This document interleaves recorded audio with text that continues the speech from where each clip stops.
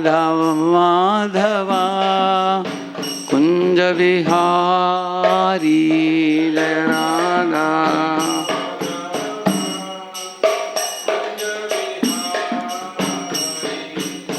गोपी जनवल्लभा गिरिवरधारी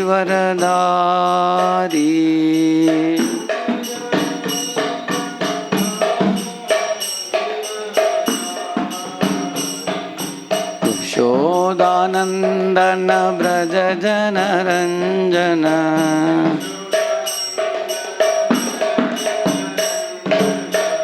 यशोदानंदन ब्रज जन रंजन यमुना तीरा वनचारी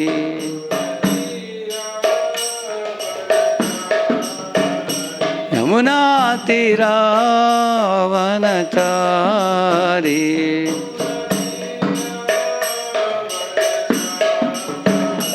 जय राधा माधवा कुंज बिहारी।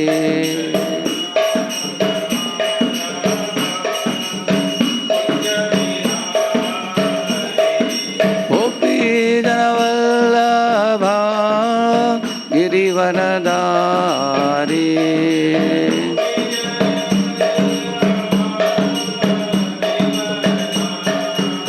यशोदानंदन ब्रज जन रंजन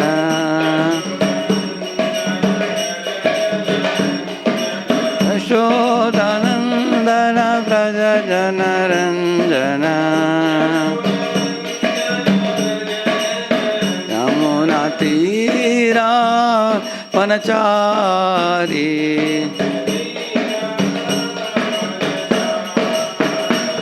जय राधा माधवा कुंज विहारी।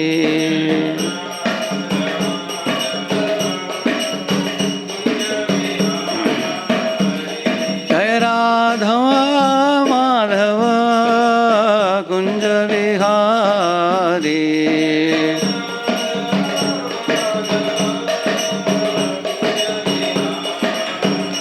हरे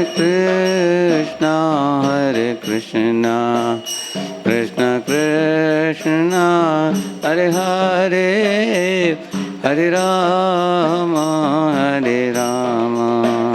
Ram Ram Hare Hare Hare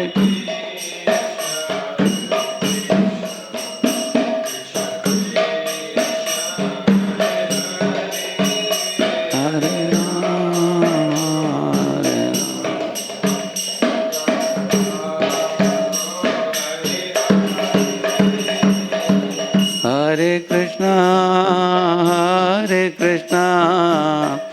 Krishna Krishna Hare Hare Hare Rama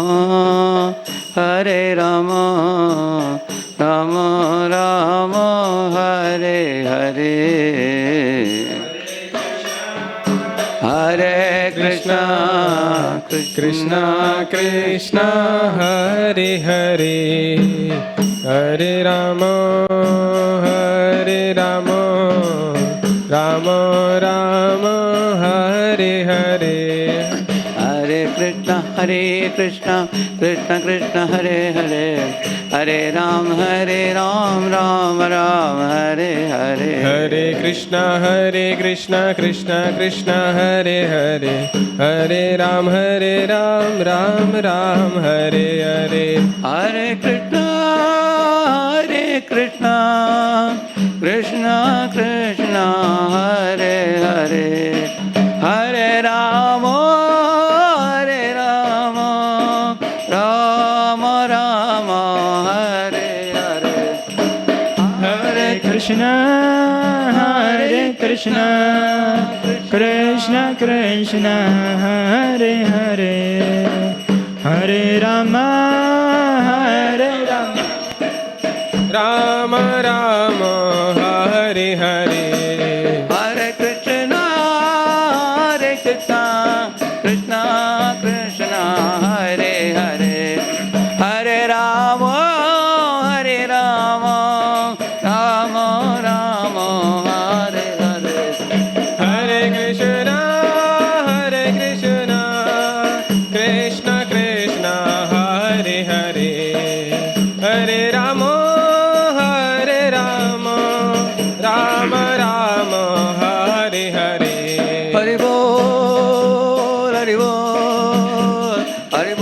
नित्य गौर हरि बोल निताय गौर हरि बोल हरि बोल हरि बोल निताय गौर हरि बोल। जय ओम विष्णुपाद परमहंस परिव्राजकाचार्य अष्टोत्तर शतशिष्मद् डिवाइन ग्रेस अभय चरणारविंद भक्ति वेदांत स्वामी श्रील प्रभुपाद की अनंत कोटि वैष्णव वृंद की नामाचार्य हरदास ठाकुर की प्रेम से कहो श्री कृष्ण चैतन्य प्रभु नित्यानंद श्री अद्वैत गदाधर श्रीवासादि गौर भक्त वृंद की श्री श्री राधा कृष्ण गोप गोपीनाथ श्याम कुंड राधा कुंड गिरि गोवर्धन की ब्रजभूमि वृंदावन धाम की मथुरा धाम की द्वारकापुरी धाम की पुरुषोत्तम क्षेत्र जगन्नाथपुरी धाम की श्री मायापुर नवद्वीप धाम की गंगामयी यमुनामयी की भक्ति देवी तुलसी देवी की समावेत भक्त वृंद की all glories to assembled devotees all glories to assembled devotees all glories to assembled devotees all glories to Sri Guru and Sri Gauranga.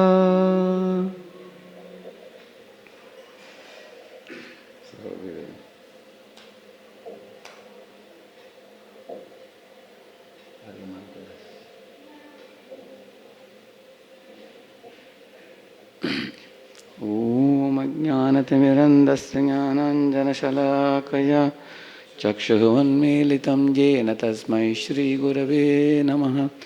श्रीचैतन्यमनोभीष्टं स्थापितं येन भूतले स्वयं रूपः कदा मह्यं ददाति स्वपदान्तिकं वन्देऽहं श्रीगुरोः श्रीयुतपदकमलं श्रीगुरून् वैष्णवांश्च श्रीरूपं साग्रजातं सहगणरघुनाथान्वितं तं सजीवं साद्वैतं सावधूतं परिजनसहितं कृष्णचैतन्यदेवं श्रीराधा कृष्णपादां सहगणललिता श्रीविशाखान्वितांश्च नमो ॐ विष्णुपादाय कृष्णपृष्ठाय भूतले श्रीमते भक्तिवेदान्तस्वामिनिति नामिने नमस्ते सारस्वते देवे गौरवाणी प्रचारिणे निर्विशेषशून्यवादी पाश्चात्यदेशतारिणे वाञ्छाकल्पतरुभ्यश्च कृपा सिन्धुभ्य एव च पतितानां पावनेभ्यो वैष्णवेभ्यो नमो नमः। जय श्री कृष्ण चैतन्य प्रभु नित्यानंद श्री अद्वैत गदाधर श्रीवासादि गौरभक्तवृंद हरे Krishna Krishna Krishna Hare Hare Hare Ram Ram Ram Hare Hare. So let us recite the shlokas now. Om Purnamada Purnamidam Purnat Purnamudachyate Purnasya Purnamadaya Purnameva Vashishyate Ishavasya sarvam yatkim cha jagatyam jagad tena taktena bhunjitha magridha kasya siddhanam kurvalneveha karmani jiji vishechatam samaha evam tvayi nanyatetosti na karma lipyate nare असुर्यानामते लोका अंधेन तमसा वृताः तांस्ते प्रेत्याभिगच्छन्ति ये के चात्महनो जनाः अनेजदेकं मनसो जवीयो नैनद्देवा आप्नुवन् पूर्वमर्षत् तद्धापतोऽन्यानत्येति तिष्ठत् तस्मिन्नपो मातरिश्वा ददाति तदेजति तन्नैजति तद्दूरे तद्मन्तिके तदन्तरस्य सर्वस्य तदु सर्वस्यास्य बाह्यतः यस्तु सर्वाणि भूतानि आत्मन्येवानुपश्यति सर्वभूतेषु चात्मानं ततो न विजुगुप्सते यस्मिन् सर्वाणि भूतानि आत्मैवाभूद्विजानतः तत्र को मोहकशोक एकत्वं मनुपश्यतः सपर्यगा शुक्रमकायमव्रणं मस्नाविरं शुद्धमपापविद्धं कविर्मनीषी परिभूस्वयंभूर्याथा तत्यतोऽर्थान् विददाच्चाश्वतीभ्यः समाभ्यः अंधं तमः प्रविशन्ति ये अविद्यामुपासते ततो भूय इव ते तमो यवु विद्यायां रताः अन्यदेवाहुर्विद्यया अन्यदाहुरविद्यया इति सुश्रुमधीराणां येनस्तद्विचचक्षिरे विद्यां च अयस्तद्वेदो वयं सः अविद्यया मृत्युं तीर्त्वा विद्ययामृतमश्नुते अंधं तमः प्रविशन्ति ये असम्भूतिमुपासते ततो भूय इव ते तमो यवु सम्भूत्यां व्रताः अन्यदेवाहु संभवात् अन्यदाहुरसंभवात् इति शुश्रुमधीराणां येन तद्विचचक्षिरे सम्भूतिं च विनाशं च यस्तद्वेदो भयं सः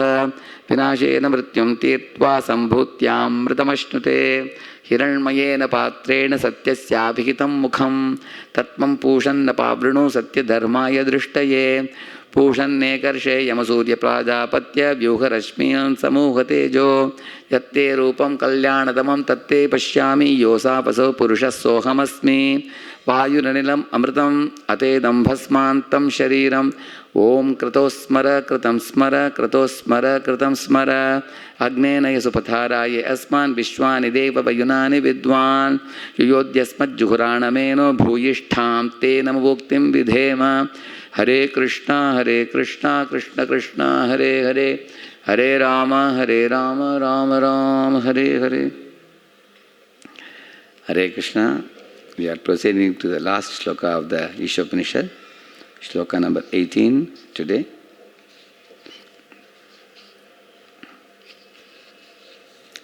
So we'll recite the shloka now. Agnena yasupatharaya asman vishwani deva payunani vidwan yuyodyasmat juhuranameno bhuyishtham te namavuktim vidhema. Yeah. Translation. O my Lord,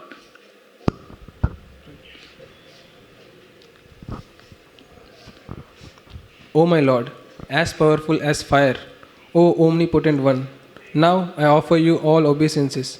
Falling on the ground at your feet, O my Lord, please lead me on the right path to reach you.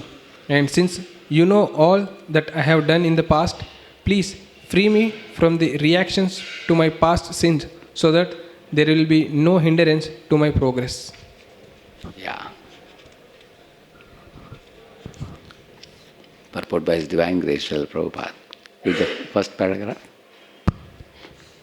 So, in the translation here he says, O my Lord, as powerful as fire.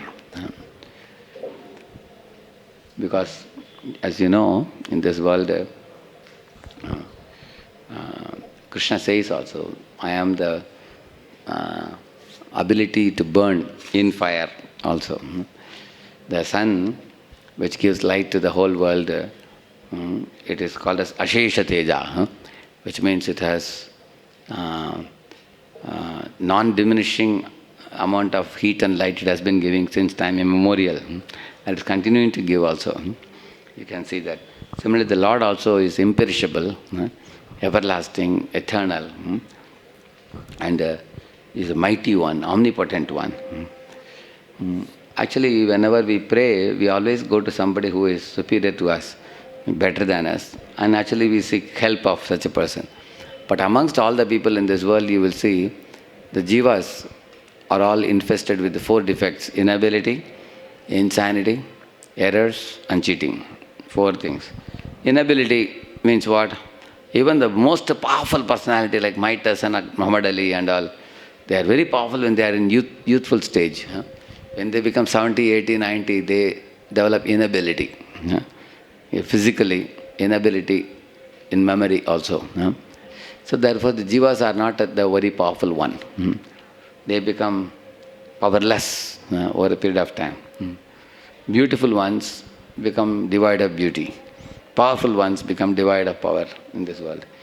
But the Supreme Lord is not like that. He is called as Adyam Purana Purusham Navayavanam cha.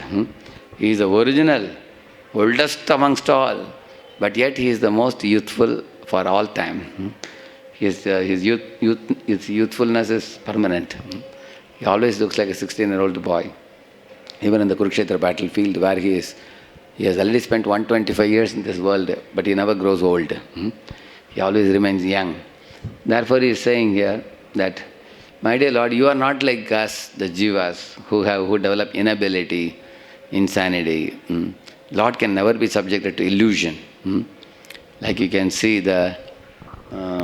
even the greatest of the heroes, there is this story of Simon and Delilah. So the Simon was so powerful fellow, it is said thousands of soldiers used to attack him, and single-handedly he can defeat them and drive them all away. He was so mighty. There is a story about him. One time in the middle of a forest, 1,000 soldiers of the enemy army attacked him. And he was single. And he had no weapons in the hand. So they thought, we'll finish him today. But then he found the skull of a donkey somehow in the forest. Skull of some animal. So he took that skull, and with that he attacked and defeated all 1,000 people and threw them away. Can you imagine? Such a mighty fellow he was. So then the enemy party understood that this fellow is practically undefeatable. The only way we can finish him is with a woman. So they sent a very beautiful looking girl to him, and they wanted to find out the secret. Of course, when she got close to him like a lover, she would try to tempt him in such a way that he will bring out the truth. He would not tell the truth, but one day she completely subdued him and got the truth out that his entire power in his body was in his hair. So when the enemy party came to know that, then they captured him and they shaved him completely, removed his hair. Then he became powerless and they killed him very easily. So the point is what? In this world, powerful people also become powerless. Therefore, nobody is like the Lord. Nobody is comparable to Him. He is omnipotent, omnipresent, omniscient. The super soul is omniscient. And Garbhodakshaya Vishnu is omnipresent in every Brahmanda. And Mahavishnu is omnipotent. And Krishna is all three in one. He is, because he is the source of all these three Vishnus also. So, therefore here he says, my Lord, there is nobody like you to whom anyone can pray, because you are the person who is worthy of all these prayers. Because you are supreme. Matta paradaram nanyat kinchidasti dhananjaya mayi sarvam idam protam sutre manigana iva. He says, there is no truth superior to me, Arjuna. He says, Matta paradaram nanyat. So Krishna is called as Asama Urdhva. Asama Urdhva. Nobody equal to him, nobody higher than him. So he is the imperishable master, everlasting master, permanent master, and indefeatable master.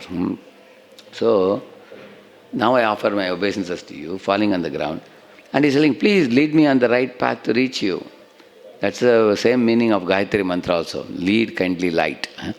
Light up my path so that I'll walk on the right path. And then the path should reach to your lotus feet. And since you know all that I have done in the past, please free me from the reactions to my past sins, so that there will be no hindrance to my progress. I want to become free from sinful reactions, and you have already promised in scriptures, Aham Tvam Sarva Papebhyo Mokshesham. Please free me from sins. Why? Somebody may ask, you want to become free from sins because you are afraid of suffering? He says, no, that's not the goal. If I become free from sins and offenses, then I can progress towards your lotus feet more fastly. That is the goal for which I want to be free from sins. I am not afraid of punishments. I am not afraid of sufferings. But I am afraid of being kept away from you. So I want to come to your lotus feet. Like that he is praying. So some people may say, hey, Lord is all-knowing. What is the need of such a prayer? Like when we enter a temple, we ring the bell, isn't it? Why do you ring the bell? Because you are informing the Lord that I have come. Even pujaris, when they go into the deity room, they will not suddenly go. Either they would batter the door, or they will ring the bell to wake up the Lord, and then they will go. Now somebody may ask, Lord is already awake, his eyes are never closed. What is the need of informing him? Actually, the Shastras say that the Lord becomes very pleased with the devotee who treats him personally. That means if everybody goes and tells him, my Lord, this is my condition, I am very fallen, please protect me, please. So Lord likes such a prayer from a devotee, because he doesn't like to be treated impersonally. Impersonal means, God has everything. If you tell somebody, why don't you offer some bhoga to Lord? He says, what bhoga? Ultimately he says, Aham sarvasya prabhavo matta sarvam pravartate. The whole universe is created by him. If you want bhoga, let him take it. Some people say, Mayavadis, impersonal. So those fellows don't know any emotions, spiritual emotion. Bhakta knows, although Lord has created everything, if I pick up something, cook something nice and give it to him, he will happily accept it. Just like a child sometimes sees that father is returning from the office In the evening, as soon as father comes, he picks up, embraces the child and takes him on his hands. And the child says, Papa, Papa, you leave me now. He puts his hand inside and takes some currency note, rupee note. Papa, leave me, I have to go somewhere. Father is wondering, where is he going to go? He jumps off, runs to the shop nearby, buys some toffee, comes back and tells father, Papa, you don't know today is your birthday. So I'm going to give you this toffee for you. Then the father feels so delighted that my son is, remembering my birthday and giving me something on my birthday. Like Krishna Janmashtami day, he may bring something and give to Krishna. So Krishna feels very pleased. Father doesn't say, what is so great about it? You just picked up a note from my pocket only. He doesn't say that. Lord, similarly, Lord is very pleased if you personally offer a prayer like this to Him. So let's go to the purport. Reading. Yeah. By surrendering to the Lord and praying for His causeless mercy, the devotee can progress on the path of complete self-realization. The Lord is addressed as fire because He can burn anything into ashes, including the sins of the surrendered soul. He says, Karmani nirdahati kintu cha bhakti bhajam govindamadi purusham tamaham bhajami. Brahma is saying, my dear Lord, from Indra to Indra Gopa. Indra Gopa is one red color small insect which sits in a flower in the garden. And Indra, you all know, he is the Lord, the leader of the demigods. So from Indra to Indra Gopa, everybody is bound by karma bandhana in this world. And they are all rigidly bound. They can't escape it. But the Lord can destroy all the karmic reactions of the jivas completely if one becomes his devotee. He says that, Sarvadharman parityajya mam ekam sharanam braja aham tvam sarva papebhyo mokshayishyami. He says, I will destroy all your sinful reactions.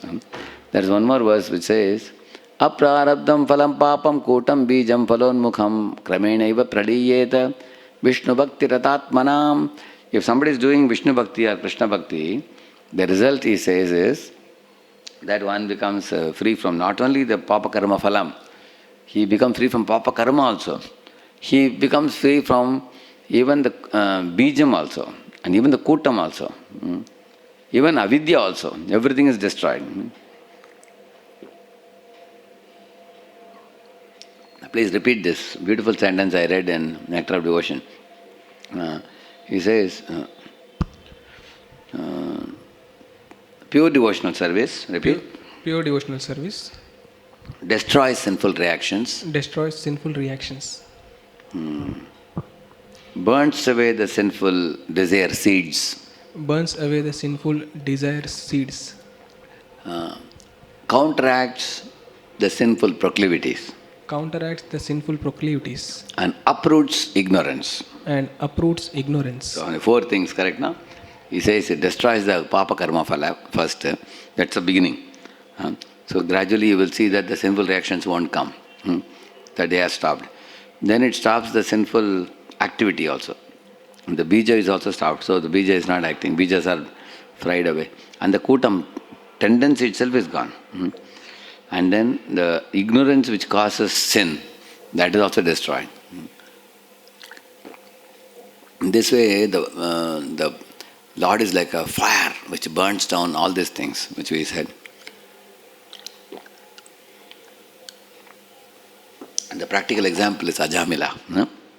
Ajamila had a very terrible sinful account because of bringing the prostitute to his house and begetting 10 children and driving away wife and parents.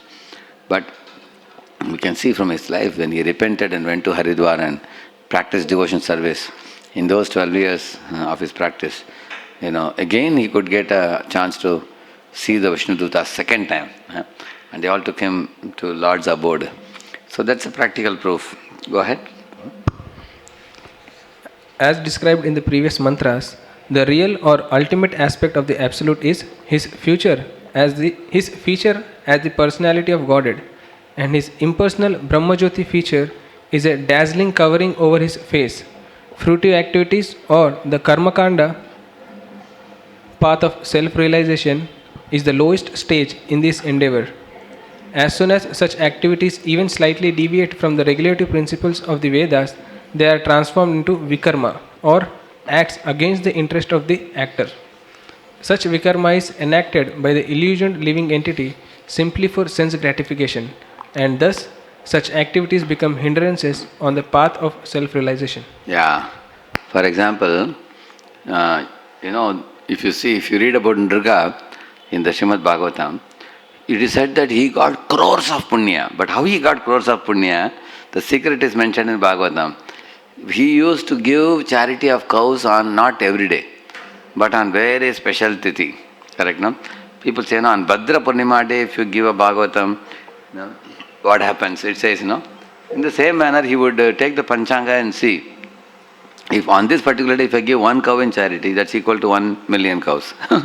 That is how he would always be very aware of the pious moments, like for example, Bhishma Panchaka. 5 days if you follow eating only fruits and everything, then there's immense benefit mentioned. All the sinful reactions of the past can be eradicated and all that is said. So he was also a very attentive fellow. On the Mala Mas or Purushottam Mas, if you do these things you will get. So he was very attentive. Kartik Mas, if you do this. So therefore, although he was very alert to Karmakanda rules and regulations, which he was following, you all know the pastime of how one time 2 Brahmanas came and he gave them all 1,000 cows. But by mistake, cow went from one Brahmana to another. For that small mistake, he displeased both the Brahmanas, because both Brahmanas adamantly wanted that cow only. First fellow said, I want that cow, and the second fellow said, you have given me, you can't take it back. So in this way, they became angry, both of them, and upset. And therefore, in the next life, what happened to Nrga? He became a lizard. That's what Prabhupada is saying. And even slightly you deviate from the regulative principle of Vedas, immediately they are transformed into vikarma. See, when 2 Brahmanas are displeased, he became vikarmi. Result, he became a lizard in the next life. That's what he is saying. Fortunately, he did one good work of giving some donation to a Vaishnava to build a Krishna temple, due to which he got the touch with Krishna. Yadu children went and told Krishna, and then Krishna came and touched the lizard with his lotus feet and he was liberated. Otherwise you will see, even a pious person can do some small mistake and turn into vikarma. Like Ajamila is another example. He went to forest to pluck flowers for puja and everything. Very, very pious person, coming from a very pious family. He was Sadachari, he was Shruta Sampanna, Dridhavrata, and all that is said. But one small mistake he committed and the whole life turned into vikarmic life, like that. So therefore, then that type of, or sometimes he says the pious activities can become hindrances on the path of self-realization, like Yajnik Brahmanas. Their pride of reciting the shlokas and mantras, made them think that the cowherd boys are insignificant. So when Krishna Balram wanted prasad, they didn't send them. And their wives were more intelligent. They were pure devotees. So these Brahmanas' false pride of being great Brahmanas became an hindrance in approaching Krishna. That's what he is saying. That sometimes even pious activities become hindrances on the path of self-realization. Another example is our Prachina Parishad. Prachina Parishad is called Kriya Kandeshu Nishnatam. He was very expert in performing karmakand sacrifices. And at that time, the whole world became filled with kushagrass, it is said. Why? Because everywhere he was conducting yajna, all over the world. But in that yajna, he was also killing cows and horses for Ashwamedha, Gomedha yajna, they do know. Of course, they were getting human bodies after offering in the fire. But there is always a risk of sometimes some imperfection going into the sacrifice, and the animal is put in the sacrificial fire, but the animal may not get a human body. Then the account of sin will come to him because of that. So Narada came to him and told, hey, you are doing all this karmakanda sacrifice to go to heaven, it's all useless. Do paro dharma, bhagavata dharma, he taught him. So that's what Prabhupada is saying here, that worshipping the personality of Godhead is the most intelligent thing to do. But people who take to the Karmakanda path is the lowest stage in the endeavor. Basically, Karmakanda means doing sense gratification with God's sanction. And atheism means doing sense gratification without God's sanction. That's the difference. Ultimately, both are sense gratifiers. like non-devotee karmis, and there are religious karmis. Karma kandis are religious karmis. Go ahead. Self-realization is possible in the human form of life, but not in other Forms. forms. There are 84 lakh species or forms of life, of which the human form, qualified by Brahminical culture, presents the only chance to obtain knowledge of transcendence. Brahminical culture includes truthfulness, sense control, forbearance, simplicity, full knowledge, and full faith in the God. It is not that one simply becomes proud of his high parentage. Just as being born the son of a big man affords one a chance to become a big man, so being born the son of a Brahmana gives one a chance to become a Brahmana. But such a birthright is not everything, for one still has to attain the Brahminical qualification for himself. Yeah, it is said, no? Janmana jayate Shudra, samskarat bhavet dvija, Veda pathat bhavet vipra, Brahma janati iti brahmana. 4 things are said. It says by birth everybody is a Shudra, Janmana jayate Shudra, samskarat bhavet dvija. If you do the 40 purificatory ceremonies, beginning with Garbhadan sanskar, Mundan sanskar, Namakaran sanskar, Annaprashan sanskar, Yajnopavita sanskar, Vivaha yajna and all that. So, then by all the sanskaras, one becomes purified. Then he is called samskarat bhavet dvija. Then he accepts a guru who gives him the sacred thread and everything.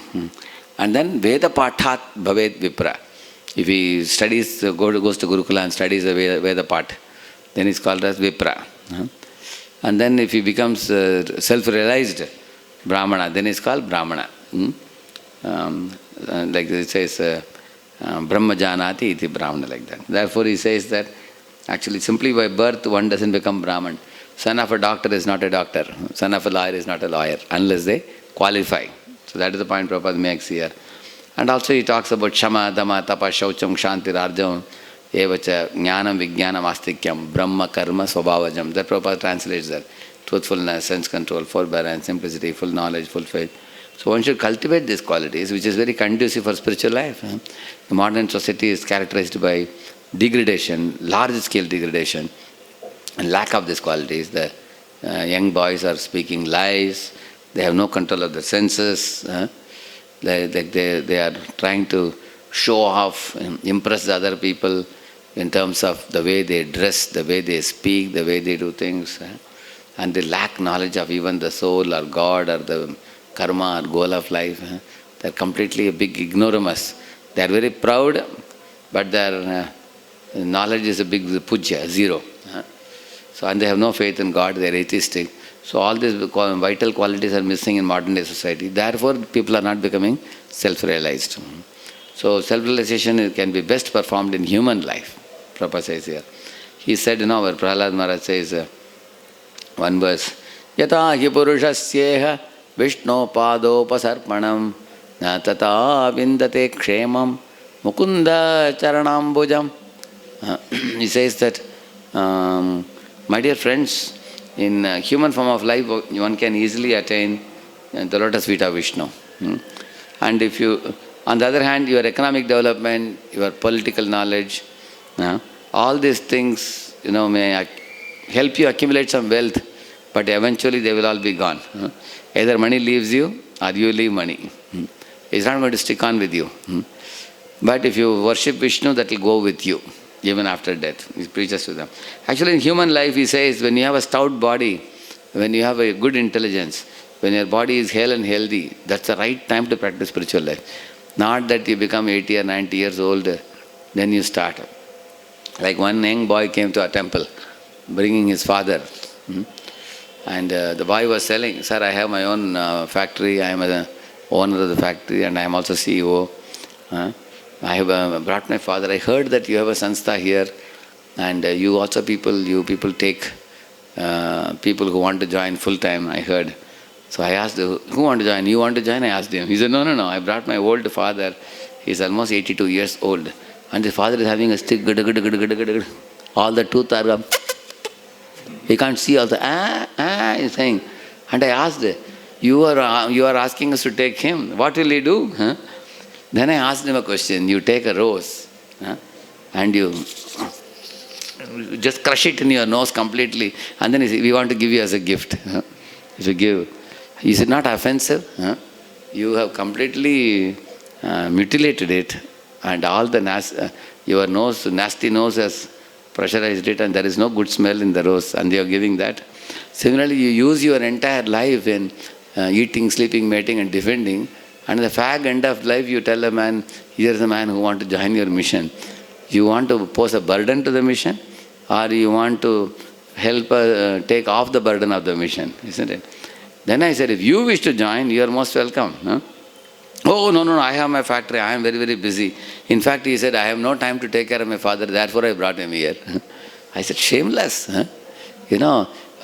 Then I asked him, in your company, what kind of people do you recruit? Huh? Do you recruit young, hale and healthy boys who can work for the company? Or if I bring my 85-year-old father and tell you that take him in your company, will you take? Huh? He said, no, I agree, I understand. Then now we are also an organization. Huh?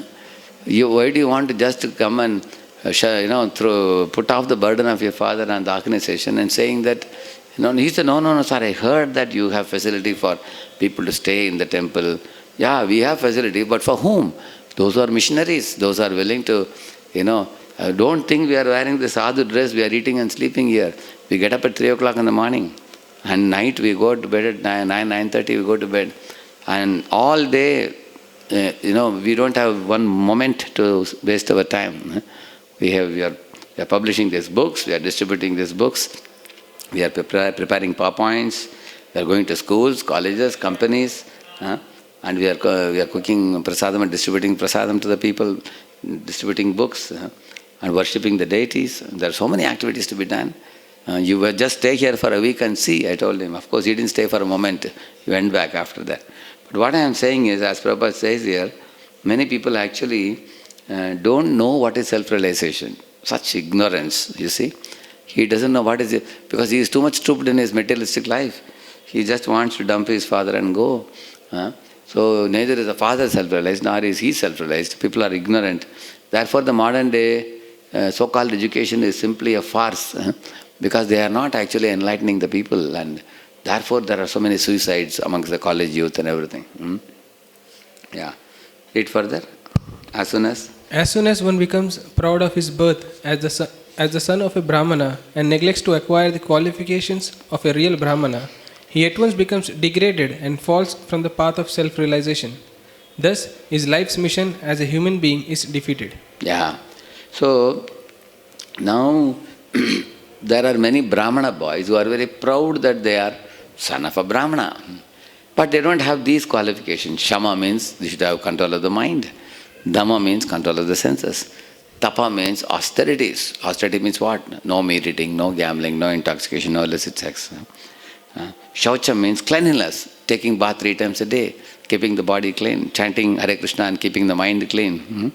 So, and Kshanti means tolerance and forgiveness. Arjo means simplicity.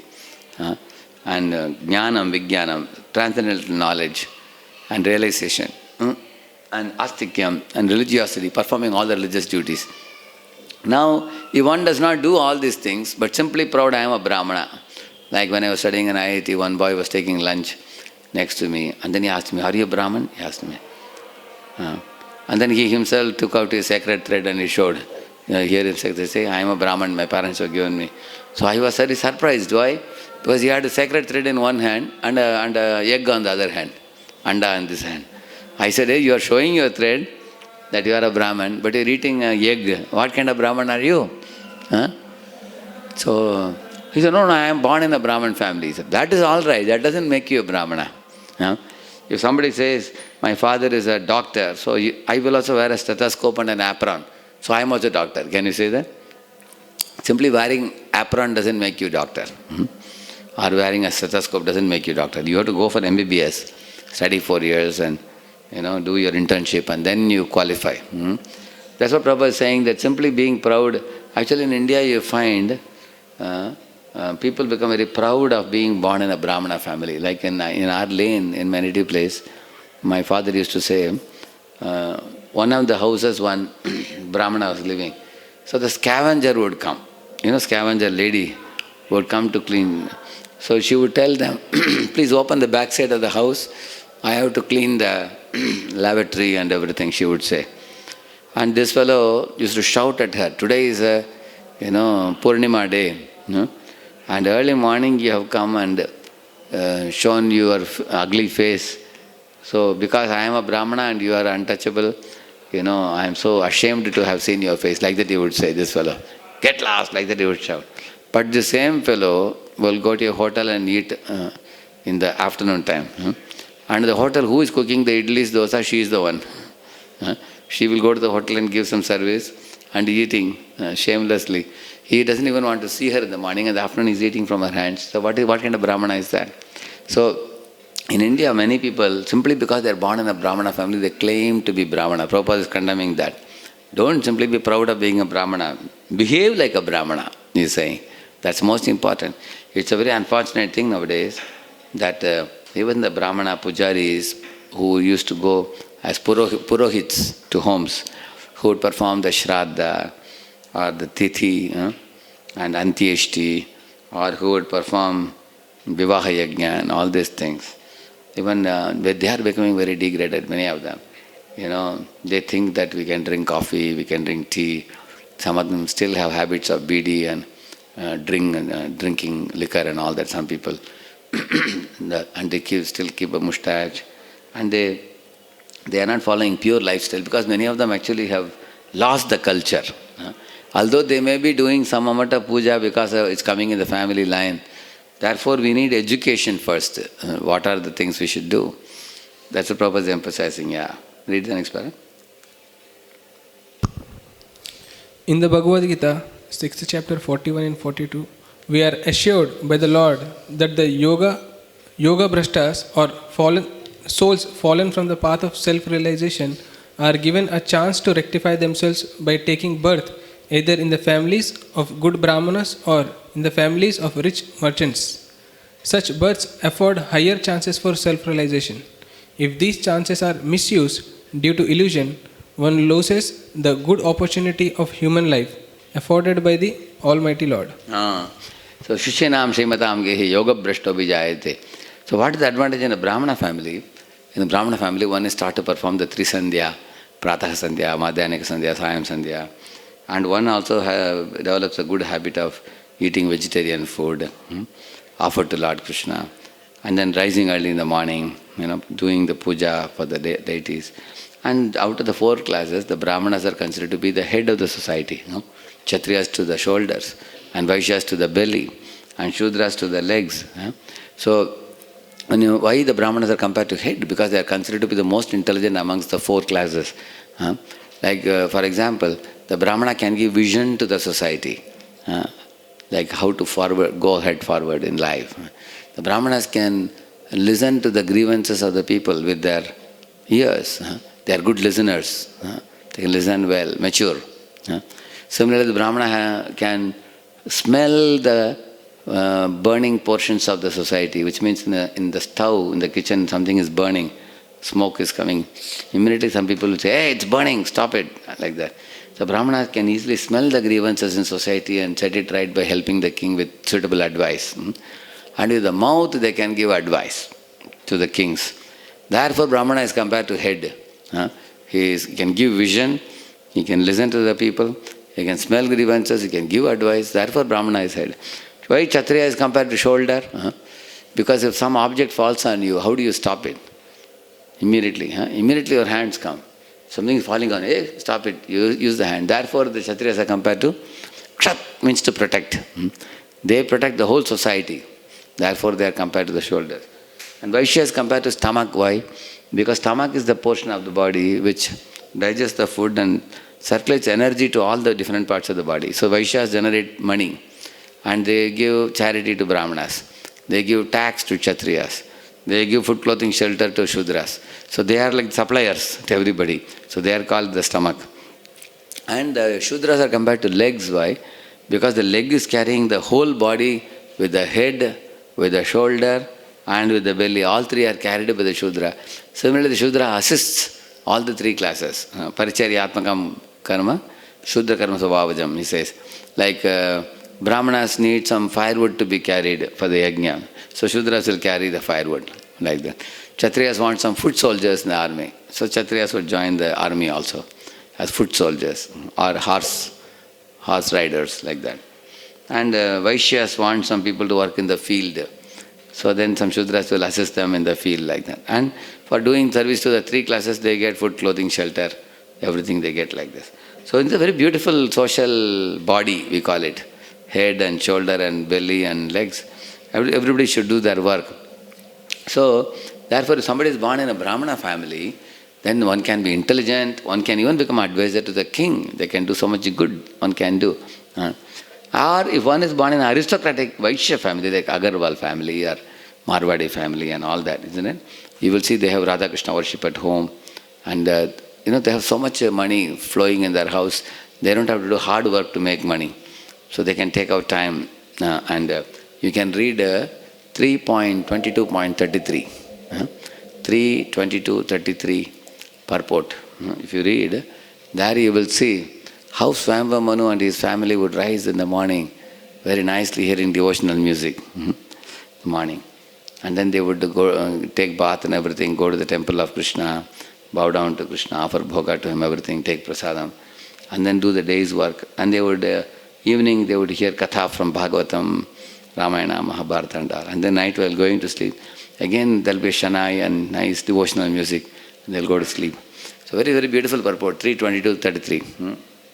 So if you read there, so in this way rich families can lead a very peaceful and happy life, and because of devotional intake, they can become so pure-hearted that they can utilize the wealth for the right purpose, guided by the Brahmanas and Vaishnavas, isn't it? So therefore, one should utilize the human life.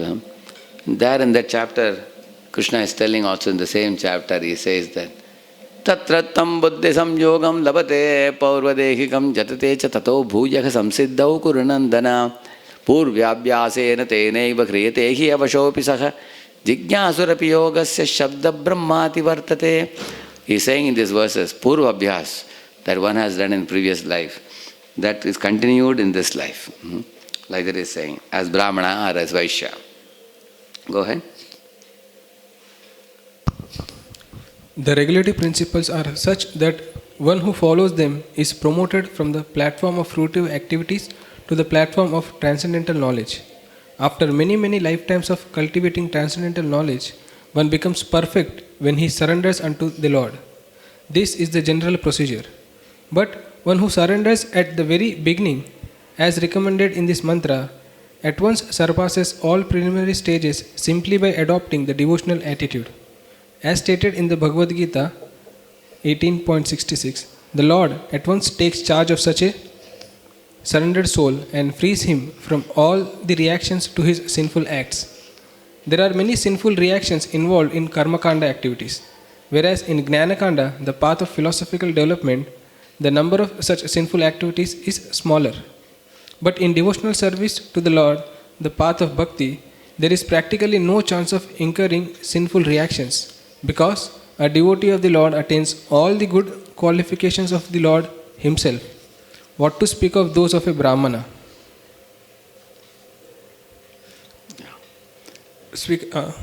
A devotee automatically attains the qualifications of an expert Brahmana authorized to perform sacrifices, even though the devotee may not have taken his birth in a Brahmana family.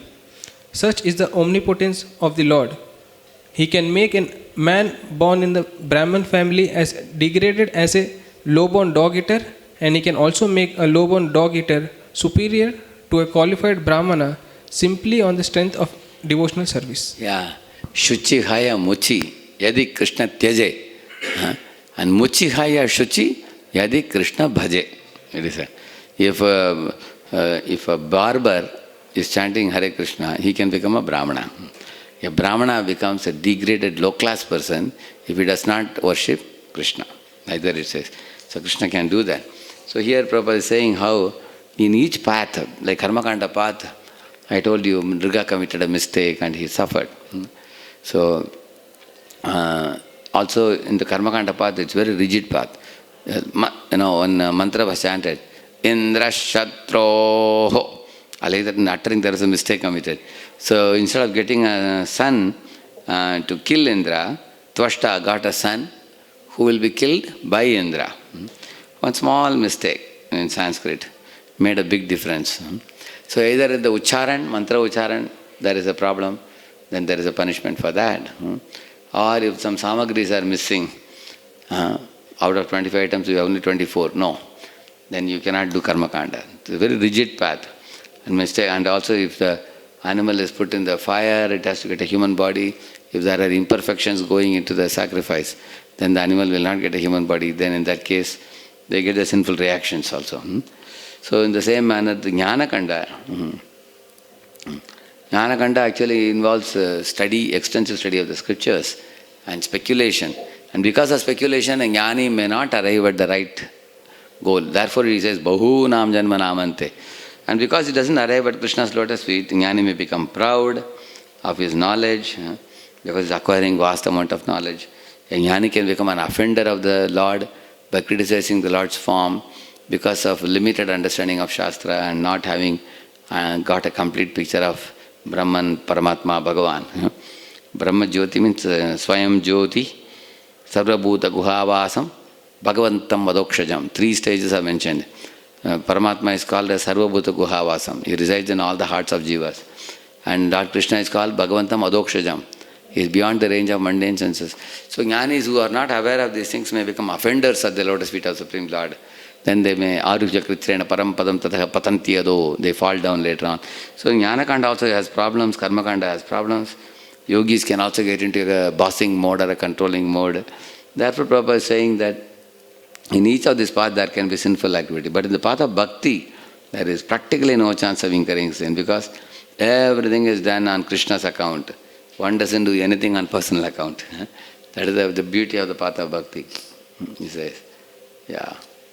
And then even if there is some sinful activity performed by a bhakta, for example, Arjuna is killing thousands of men in the battle, because he is doing it for Krishna, Krishna says, Aham tvam sarva papebhyo mokshisham. If you are doing it on the order of Krishna, any service, that service, even if there are some reactions, they are eradicated by Krishna himself. He says that. Go ahead. See the first line in this para, the regulative principles are such that one who follows them is promoted from the platform of purity activity to platform of transcendental. That means from Karmakanda to Jnanakanda. How one is promoted? If one faithfully follows the regulative principles for Karmakanda, then gradually one is promoted to Jnanakanda, and then Yoga Kanda, Ashtanga Yoga Kanda. Then they will come to Bhakti, so which is a slow process. It takes many, many lifetimes. But the one-stroke method is now itself you take to Siddha Bhakti under a Vaishnava Guru and you surrender. That's called the one-stroke method. Go ahead. Next para.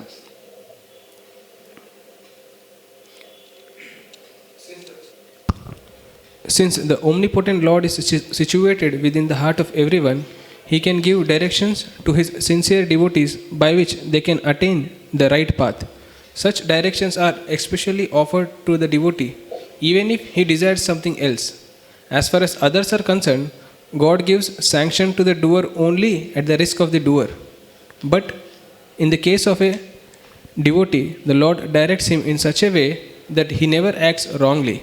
Swapadamulam bhajata priyasya tyaktanya bhavasya haripareshah vikarma yacho patitam katanched dhunoti sarvam hridi sannivishtaha. In Srimad Bhagavatam, Lord says, the Lord is so kind to the devotee who is fully surrendered to His lotus feet that even though the devotee sometimes falls into the entanglement of Vikarma acts against the Vedic directions, the Lord at once rectifies such mistakes from within his heart. This is because the devotees are very dear to the Lord. Yeah. For example, the Lord says in Bhagavad Gita 15.15, Matta smritir jnanam apohanam cha. I give remembrance, knowledge and forgetfulness to the people in general, he says. Now, for example, if some non-devotee wants to enjoy smoking a cigarette, drinking wine, going to pubs, the Paramatma will allow him to do those things because he has no connection with the Lord. he wants to act independently. So Lord will not stop him. Whatever he desires, two things, based on his karma, punya or papa, based on that, and another thing is his desire. Desire and karma, these are the two considerations, based on which the Lord allows him to do what he wants to do. And learn his own lessons on his way. He doesn't supply any special buddhi or anything, because that fellow is not believing in the Lord, he doesn't want to listen to the Lord. But for a devotee, the Lord doesn't behave like that. Once the Lord knows this devotee has surrendered to me now, then the Lord slaps the devotee if the devotee wants to go in the wrong path. Lord may pinch the devotee and correct him. How? The Lord may, for example, Bharat was going in the wrong direction by developing attachment to a deer. The Lord repeatedly sort of warned him from within, no use. He was again and again showing soft corner to deer and not doing yajna properly. The Lord wanted to give a small slap to him to shake him and wake him up. So he gave him the body of a deer. It was very painful for Bharat. Aho kashtam, he says.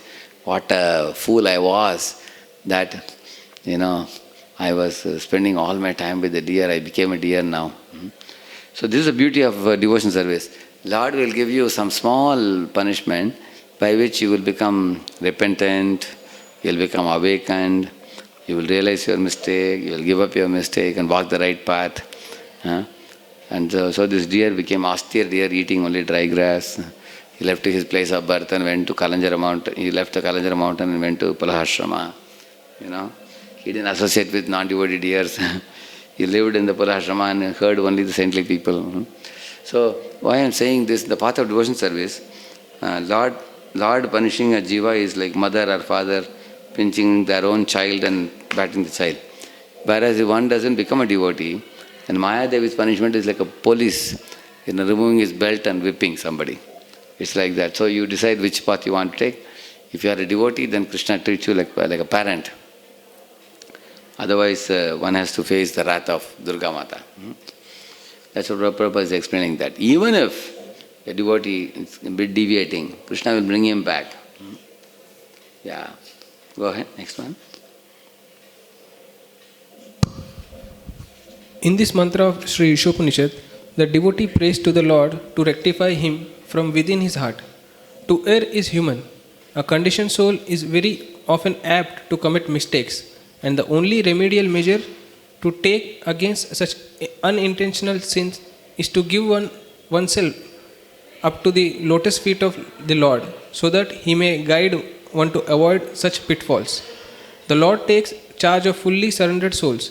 Thus, all problems are solved simply by surrendering oneself unto the Lord and acting in terms of His directions. Yeah, so Lord gives direction. Dadami buddhi yogam tam yanama piyantite, He says. I give the direction to my devotee by which they can come to me. I give him sadbuddhi. Lord also says, Tesham evanukampartham ahamajnanajam tamaha nashayam yatma bhavastu jnanadipena bhasvata. I give him the lamplight of wisdom, by which my devotee knows what is right, what is wrong, and he makes the right choices, Lord says. So those who are connecting with the Lord, they have a big plus point here. I read further. Such directions are given to the sincere devotee in two ways. One is by the way of the saints, scriptures and spiritual master, and the other is by way of the Lord Himself, who resides within the heart of everyone. Thus, the devotee, fully enlightened with Vedic knowledge, is protected in all respects. The director within, preceptor without, it is said. So Guru also explains, Krishna also explains the heart. Then there are scriptures which you can read. Ultimately all three conquer, Guru Sadhu Shastra. Then one is very protected well and stable in spiritual life. Yeah, go ahead, next one. Vedic knowledge is transcendental and cannot be understood by mundane educational procedures. One can understand the Vedic mantras only by the grace of the Lord and the spiritual master. Yasya deve parabhaktir yata deve tata gurau tasyaite katita hi artha prakashante mahatmanaha. That's a verse, yeah. If one takes shelter of a bona fide spiritual master, it is to be understood that he has obtained the grace of the Lord. The Lord appears as the spiritual master for the devotee. Thus, the spiritual master, the Vedic injunctions, and the Lord Himself from within all guide the devotee in full strength. In this way, there is no chance of a devotee to fall again into the mire of material illusion. The devotee, thus protected all around, is sure to reach the ultimate destination of perfection. The entire process is hinted at in this mantra, and Srimad Bhagavatam 1.2.17 and 20 explains it further. Okay. Okay, that we will read later. Here, a very important point is mentioned here.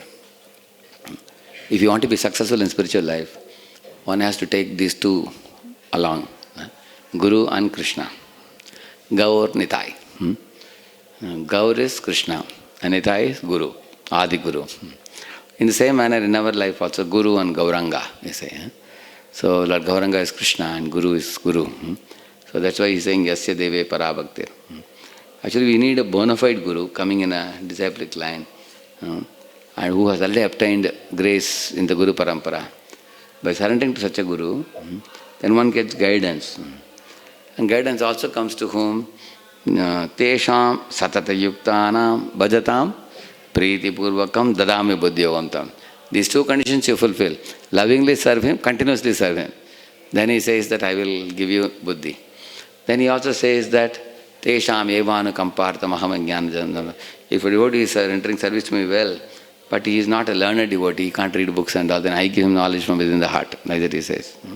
So, in this way, preceptor without and director within, they both help the devotee. He is protected all around. Surely he will receive ultimate perfection, he is saying. I read further. Hearing and chanting the glories of the Lord is itself an act of piety. The Lord wants everyone to hear and chant His glories because He is the well-wisher of all living entities.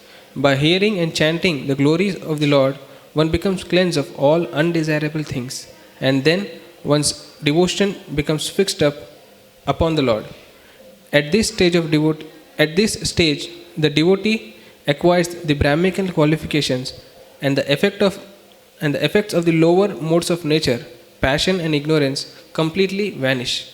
The devotee becomes fully enlightened by virtue of his devotional service, and thus he comes to know the path of the Lord and the way to attain Him.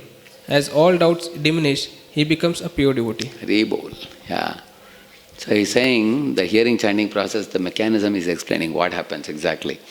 Shrinvata shraddhaya nityam grinatascha svacheshtitam kalena nati dirgena bhagavan vishate hridi. He says, if one is hearing, what happens? Shrinvata shraddhaya nityam. With great transcendental faith one should hear Krishna Katha. Result is what? Daily one should hear. Grinatascha svacheshtitam. One should make a self-endeavor to take in. Nobody can force you. You can only take a horse to water. You can't force it to drink water. Even though you may tell the horse, hey, you have to go a long distance, please drink as much as water as you want, it doesn't drink. Similarly, hearing, chanting, you can't force anybody, but people should have ruchi, interest and sincerity. The ruchi is not there, one should serve Mahatma, devotees. By serving them, the ruchi will come. And one should hear. And not only one should just hear, one should hear with great faith, transcendental faith. Then he says, Sacheshta means make your own personal effort to do that. And Kalena, very soon, not very late, very soon, he says. Bhagavan Vishate Hridi, Lord Hari will be entering the heart of such a devotee. And then once Hari is, how do you know? Then a devotee becomes awakened to the super soul. He starts getting inner direction also. He is amazed. Whatever Guru is telling outside, same thing I am getting direction from inside also. Even when Guru is not telling a person what to do, how to do and all, he gives direction from inside. Chaitya Guru, we call him. So then a devotee becomes confident in spiritual life, bold, courageous, and he can face Maya without fear. He is able to go on, even in the world of Maya, he is able to peacefully go on with his Krishna consciousness.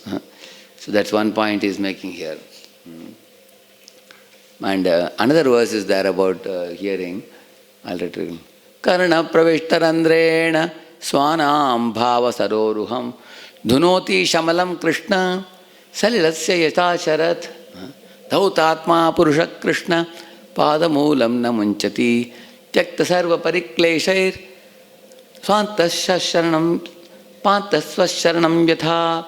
I'll tell you the example, what he says. He says, Karana pravishtarandrena, in your ears, when the katha of the Lord is entering, Swanam bhava saroruham, like a lotus, freshly blossoms by the influence of the sun. Same manner, by hearing the Krishna katha of the Lord, the lotus blossoms. Yeah, dhunoti, he says, it washes away all impurities. Shamalam Krishna, Salasya yata sharat. So the sharat means autumn season. In autumn season you find everything is clean. When the rains are over, Chaturma period is over, then the sun is shining in the sky, and the lakes and ponds, the the lotuses and lilies are coming. And they're very clean. The lotus is so clean, it doesn't get affected by the muddy pool of water below. Like that he is saying that our heart of a devotee becomes cleansed like that. Like a freshly grown new lotus flower. Devotee's heart becomes cleansed by hearing process. Another famous verse you all know. Shanvatam Swakata Krishna Punya Shravana Kirtanaha Hridayantasto hi abhadrani vidunoti Suhrit Satam. That is well known. That you hear the katha of the Lord, the result is what? Hridayantasto hi abhadrani vidunoti. Abhadras, impurities in the heart are eradicated, he says. So these are all about hearing, the glory of hearing. Yeah. At this stage, devotee acquires the Brahminical qualifications, and the effects of the lower modes of nature completely vanish, passion and ignorance. The devotee becomes fully enlightened by the virtue of devotional service, and thus he comes to know the path of the Lord. This is another important point. Actually, as we advance in spiritual life, the right path becomes visible to us. This is right, this should not be done, this is detrimental to advancement. And finer understanding of the Lord arises. And all doubts can diminish, and you become a pure devotee. So we can also become pure devotees one day, but till then we may face challenges, problems and all. As he says here, if you continue this process consistently, then a time will come and the Lord will be visible in our heart, manifest very strongly. At that time you don't need any more compass, you already have the compass. Yeah. So let me take some questions.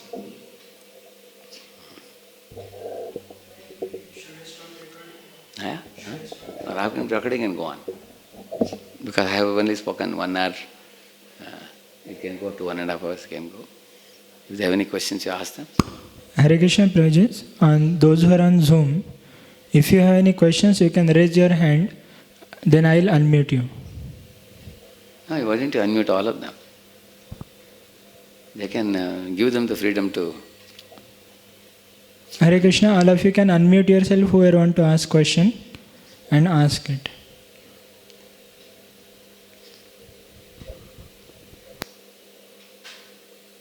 So that was the last verse, beautiful verse.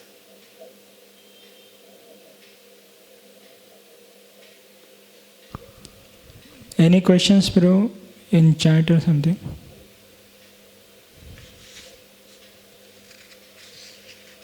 So this verse especially talks about the powerful Lord who can lead us on the right path and who can free us from sinful reactions, and he can help us to progress in spiritual life.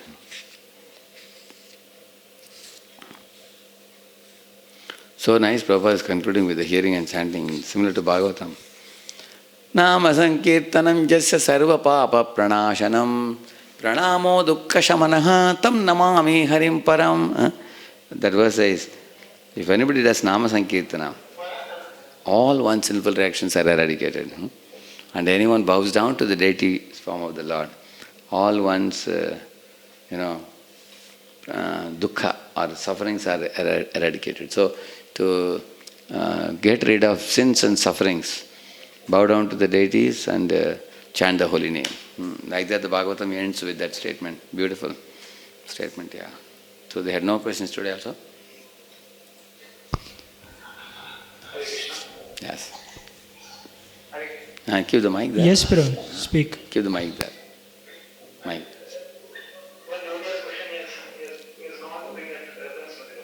Which one?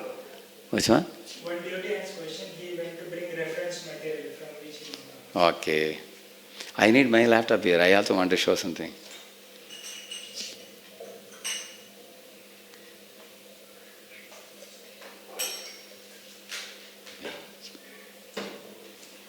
Yeah. So, because we are completing the Ishopanishad today, I also want to show you something.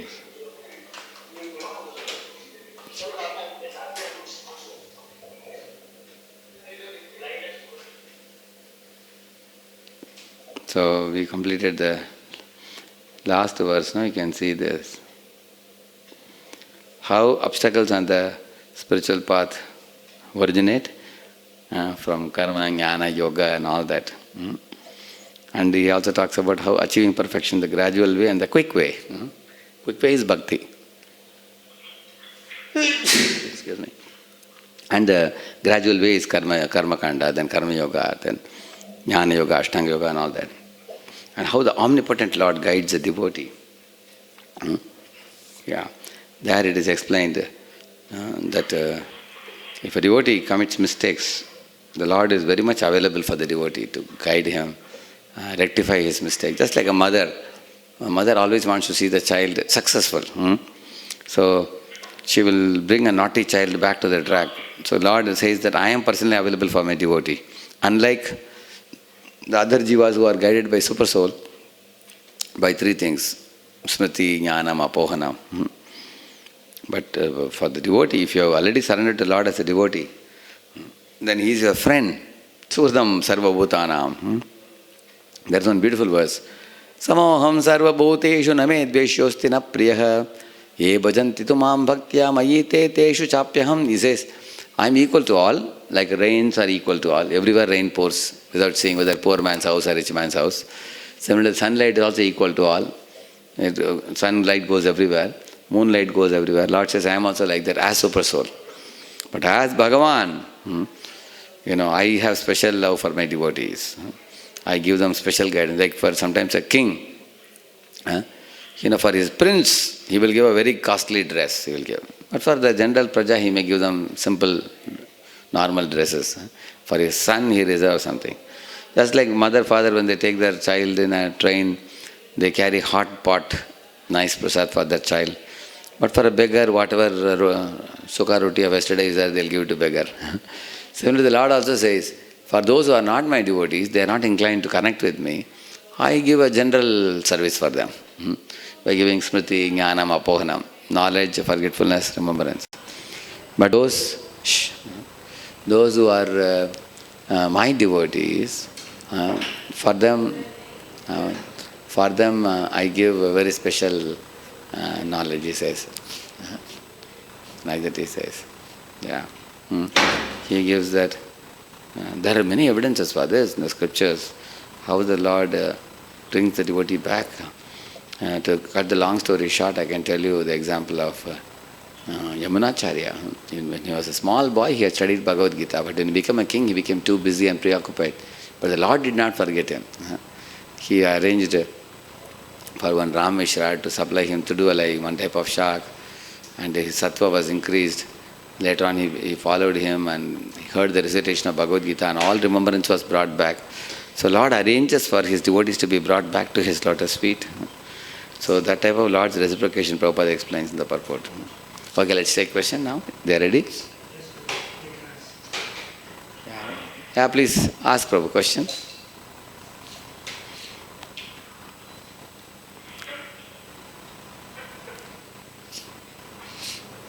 Amima Prabhu, yeah, please tell the question.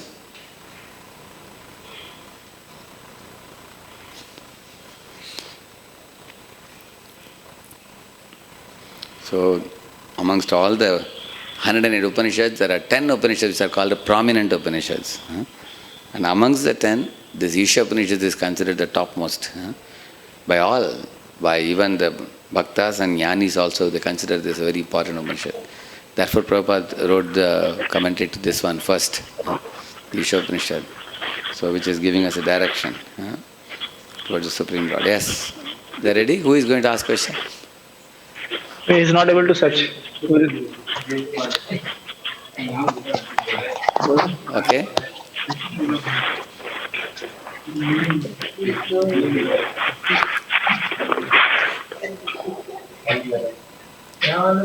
So then I can show you something. He will ask later, please. It's not able to Okay. search.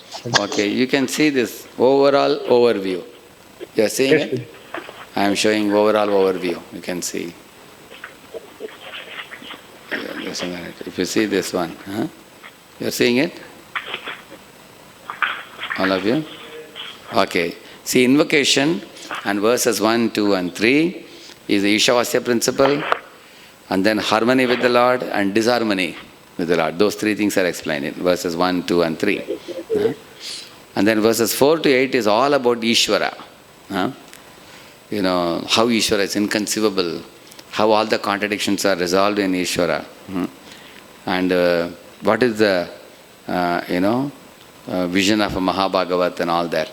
And how the Mahabhagavat understands the Ishvara. That is 4 to 5 is inconceivability of Ishvara, and 6 and 7 is spiritual vision of Mahabhagavat, and 8 is understanding of the Mahabhagavat and everything. So 4 to 8 is all about Ishvara.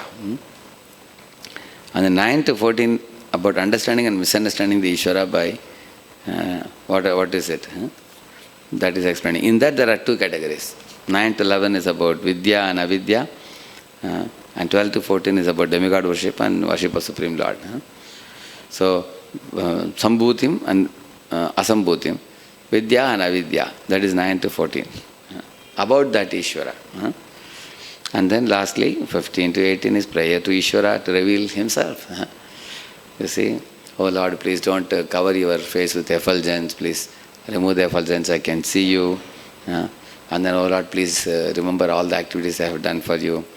I have offered it as a sacrifice to you. Please protect my consciousness, eradicate my sinful reactions so that I can approach you very easily. All these things. So, very beautiful. If you see verse invocation and verses 1, 2, 3, there are 4 verses. So that talks about Ishavasya principle, harmony and disharmony. And then 4 to 8 is all about Ishvara. And 9 to 14 clarifies what is correct understanding and misunderstanding. Both Vidya and Avidya and Sambhuti and Vinasham. That is 9 to 14. And the last part talks about once you got a clear understanding of the Lord, then prayers to that Supreme Lord. Because once you know this is Ishvara clearly, then you offer your prayers to Him.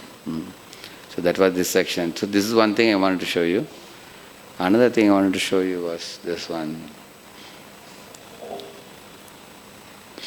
Yeah, please read this, Mantra 18. Somebody can read the focus. Focus on how the Yeah. Read it? Yeah. focus on how the Lord is assisting and guiding us in our service to Him. We can pray for the Lord to continue to guide and protect us on the path of spiritual life, as in the mantra. Yeah, correct. So we have to see how the Lord is assisting and guiding us in our service. And this is very important for the devotee. You see, in the Chatushloki Bhagavad Gita, 8, 9, 10, 11, the first 2 verses talk about what the devotees do for the Lord. And the next 2 Chatushloki Bhagavad Gita verses says how the Lord reciprocates with them. There he says this, Tesham satati yuktana bhajatam priti purvakam dadami buddhi yogam tam yena mam upayanti te. That is one reciprocation. He says, those who are lovingly calling out my names, those who are constantly engaged in my devotional service, for them I give the intelligence by which they can come back to me, he says. And then he says, next verse, Tesham evanukam partam ahamajnanajam tamaha nashayam yatma bhavasto jnanadipena bhasvata. That verse he says that even if my devotee is illiterate, uneducated, he is unable to read books and understand, I, entering his heart, I lit up the torchlight of knowledge. So such a devotee can, understand me and come back to me. Like that he says. So very beautiful verses. So how the Lord reciprocates. Similarly in the 12th chapter he says, Tesham aham samudharta mrityu samsara sagarat bhavami nachirat partha mayya veshita chetasam. He says that those are attached to me, I personally delivered them from the ocean of samsara. Somebody may say, but my dear Lord, I am a great sinner. Apichet sudara charo bhajate mam ananya bhag. He says, don't worry, even if you are a sinner, you will very soon become free from sins if you take to my devotion service. That is all right, Lord, but I have so many things to do at home. I have wife, I have children, I have to earn some money. Lord says, don't worry. Yoga kshema mahamyaham. I preserve what you have and I provide what you lack. Don't worry about these things. You just become my devotee. I will take care.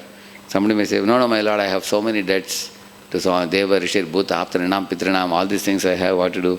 Let the Lord say, Sarvadhanaman, Parityajya, Mamekam, Sharanam, Vrati, surrender only unto me. I will take care of everything else. Don't worry. The Lord is saying. But my Lord, I am ready to become your devotee, but there seem to be too many obstacles in my path. Mat chitta sarva durgani mat prasadat tarishyasi atachetva mahankaram nashroshyasi vinakshasi. By my mercy you will overcome all obstacles. Do not worry. I am there for you. Do not fear. I am here. Like the Lord is saying. He is giving assurance. Like in Bhagavatam, in all pastimes you find in Nimanjan Vrindavan Lila, Lord says, Ma bhaishta, he says, do not fear. In Bhagavad Gita also he says, Ma shuchaha, he says, do not fear. So Lord is giving confidence to his devotee. I am available for you. And somebody may say, but my Lord, the problem is, I can't become a pure devotee. Krishna prema seems to be too high. I can only do some devotion service. I have so many other things to do.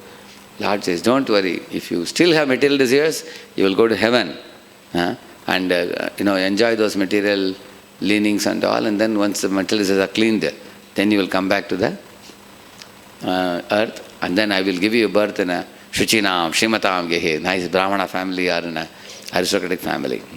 Or if you have done 90% devotion service, then I will give you birth in an Acharya family. Either way, you are not a loser. If you have material desire also, you are not a loser. Whether you have material desire or no material desire, you just become my devotee. I will take care of everything. Don't worry. You ask a question and Krishna has an answer immediately. So, nobody can give an excuse not to practice devotion service seriously. I saw some questions they have put up in chat. Read it quickly. Here are the questions.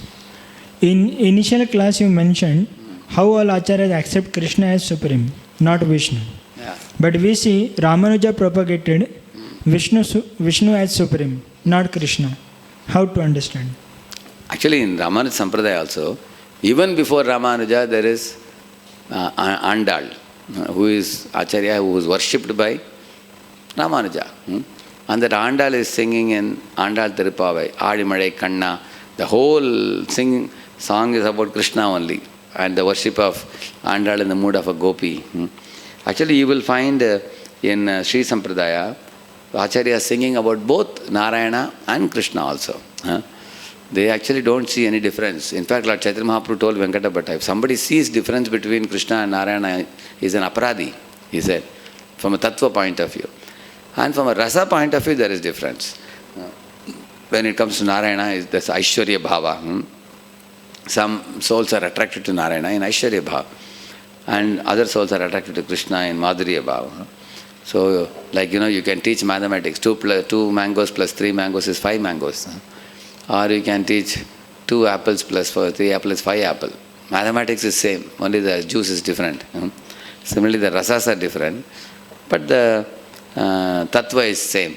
I don't see any problem in this. Because you find the names of Narayana and Krishna are very interchangeably used. In fact, if you go to our Kujivari temple in our ashram, we have a Krishna's form where you find Shankachakra in these 2 hands. Other 2 hands are playing flute. You have seen that? You will see that. So there are many places in the scriptures where the names Krishna and Vishnu are interchangeably used. Ultimately, from tattva point of view, they are same. But the fixity of the Brahma Madhava Gaudiya Sampradaya Vaishnavas is service to Krishna. And Andal herself, called Ranganatha as Krishna only, although he is lying in Anantashesh. I can show you many evidences I can show you. She considered him as Krishna only, Lord of Vrindavan. Similarly, Nalayira Divya Prabandham, which is another famous Sri Vaishnava book, if you read, you will see Krishna is profusely glorified. You will find that. Many Sri Vaishnava Acharyas also have sung on Krishna directly. Ramanuja himself also we can show evidences. So actually we people, we have very little knowledge of the Sri Vaishnava's attachment to Krishna. So we tend to think that for them Narayana is only everything, for us Krishna is only everything. We think like that. Therefore I would suggest to you one thing. There is one, there are devotees in South India who are ISKCON devotees, but who are also very much from a Sri Vaishnava background, and they can tell you a lot about how many Sri Vaishnava Acharyas are lovers of Krishna. Just like we are after Krishna, they are also after Krishna. There are innumerable evidences. Yes. First of all, Lakshmi herself is Narayana's Ardhangani. She is after Krishna also. And if they worship, if they, for them Sri is the prominent Acharya, that prominent Acharya herself is after Krishna, correct, no? That Bhagavatam verse says that, no?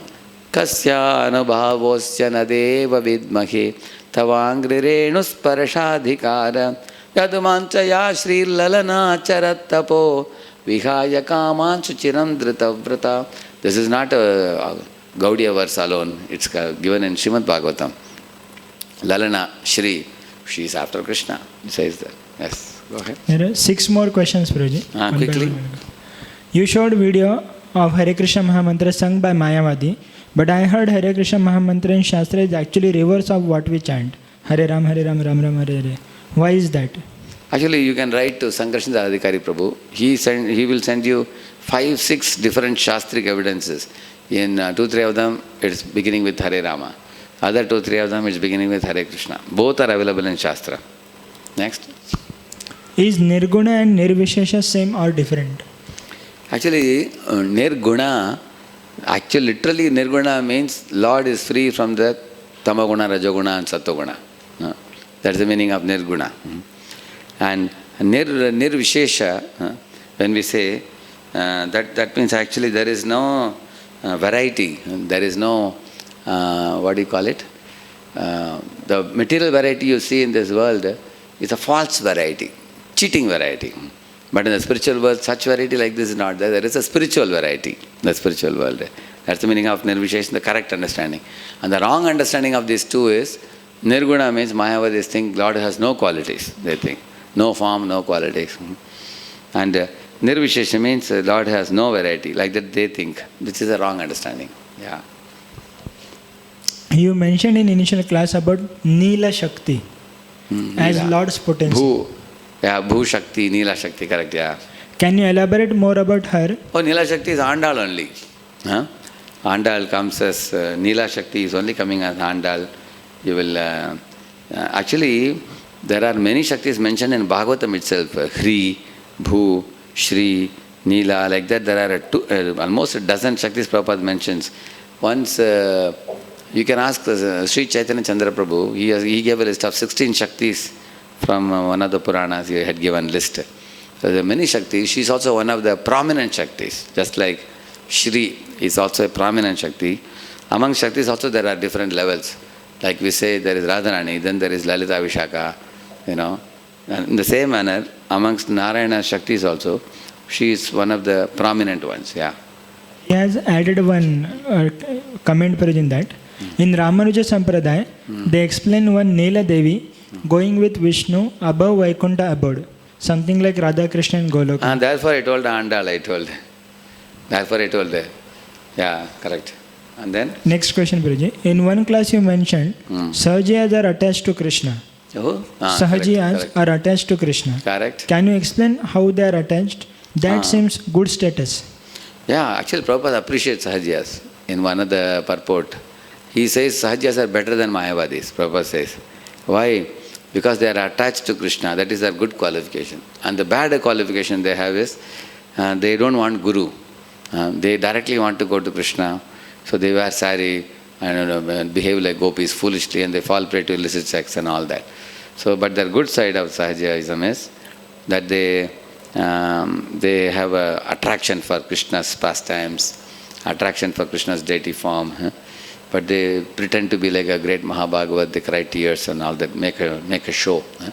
But because they have some attraction, so the bad side can be purified, then their attraction can be positively engaged. But the Mayavadi's problem is they are neither attached to Maya nor attached to Krishna. So somebody has no attachment to Krishna, how will you create attraction for him? It's like a spiritual suicide. Huh?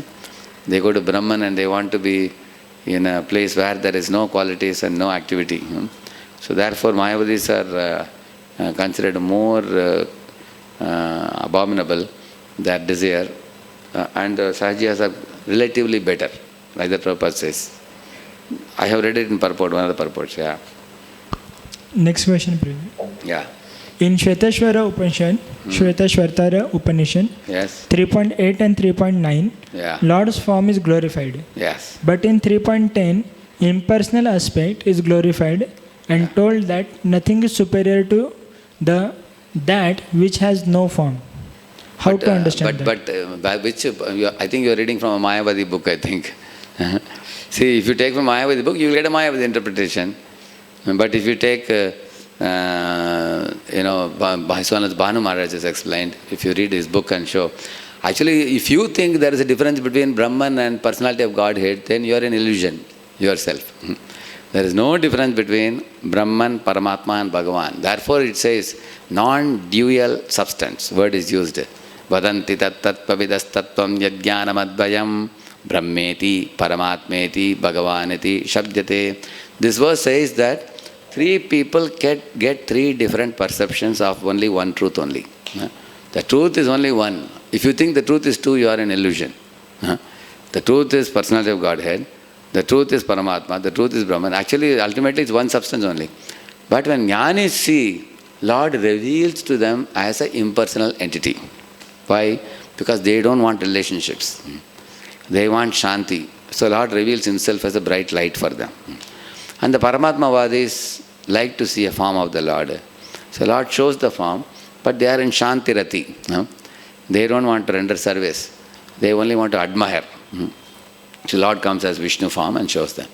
And those who want to relate with the Lord, dance with the Lord, sing with the Lord, reciprocate with the Lord, then Lord shows himself as Bhagavan. But ultimately all the three things, it is that's called non-dual substance. So it's up to you which one. Like jnanis will consider the Brahma Jyoti to be ultimate. There's nothing beyond that for them, because that's what they see and that's what they talk about. Paramatmavadis will consider the super soul to be ultimate. And those who are Bhagavan, understanding those who have, they will understand Bhagavan to be the ultimate. But the Upanishads also say that Bhagavan also is called Purushottama, Vedahametam, Purusham Mahantam, Aditya Varnam, Tamasapara. It doesn't say Aditya Varnam, shine of the body of the Lord, that is ultimate. There is no Purusha. It doesn't say that. The word Purusha is repeatedly used in Upanishads. Purusham Mahantam, or Uttama Purushatva Anyaha Paramatmeti Udahrataha, Yo Lokotrayam Avishya. All that is said, Bibhartyavya Ishvaraha. So, actually, we should talk to this devotee, whoever asked the question, about the personality of Godhead from the Upanishad. We can talk. No, don't bring Bhagavatam, don't bring Bhagavad Gita, talk only from Upanishad. Who is Purusha? Is Purusha impersonal light? Ask that question. Dva vimao Purusha, he also says, no, Samane, Vrikshe, Purusho, Nimagno, Anishe, Shochati, Mukhyamanaha. Why are there two birds? Who are the two birds? If bird is only one, Supreme Brahman, why there are two birds mentioned in Upanishad? Similarly, Nityo, Nityanam, Chetanas, Chetananam, Yeko, Bahunam, Yo, Vidadati, Kaman. There are plural subordinates and singular supreme, and the singular supreme is maintaining the plural subordinates. It's mentioned. Why the singular supreme is mentioned as superior to the plural subordinates, and the plural subordinates being maintained, Vidadhati, it is mentioned. That Kaman are all Vidadhati. By whom? By the singular supreme. Answer the question.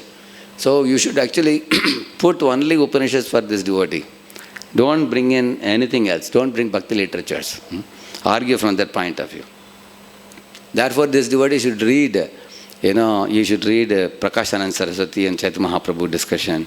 You should read Sarva Bhattacharya and Mahaprabhu discussion. That's where you get all the answers. Yeah. Yes. Next question, Prabhuji. Yeah. Now more 5 questions are there. Yeah. You explained how increasing lifespan via ventilator is useless, practically like vegetable. Yeah. How can someone increase his duration of life? Because duration of life is fixed. Because fixed breaths are there. See, Prabhupada says, material destiny cannot be appreciably changed, he says. And spiritual advancement cannot be checked. These two sentences Prabhupada says in the book called Civilization and Transcendence. In that book you will read. Prabhupada says, the word it cannot be appreciably changed means what? To some degree the jiva can change, because jiva has minute freedom. So he has the ability to change, but he can't appreciably change it. See, Lord is absolutely independent, whereas the jiva is minutely independent. Because we are all minute samples of Krishna, as Prabhupada uses this word, we are minute. So we also have some amount of freedom to do some things. So Lord has given the ability in the jiva to make some limited change in his destiny by his endeavors. He may be able to do, but he says the material change that the jiva does cannot be appreciable. It's very limited. Because he is very tiny, therefore his change he makes is also very limited, he says. Yes. Prabhuji, sometimes in your classes you use different words. So is there any difference between them, like Vishnu and Narayan? Or Shiva and Shankar? No. These names which are used, every name has a specific meaning. Like Narayana means, what is the meaning? Narayana.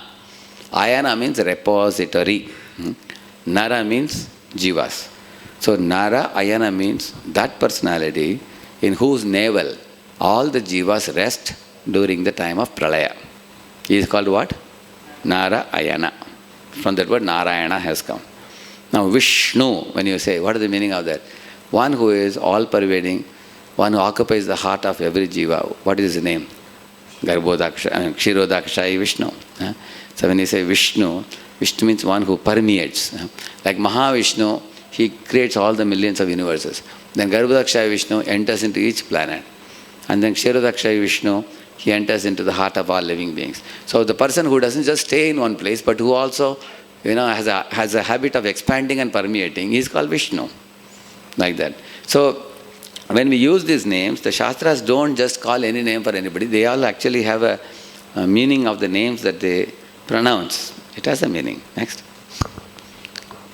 Prabhuji, you quoted some instances from Mahabharata.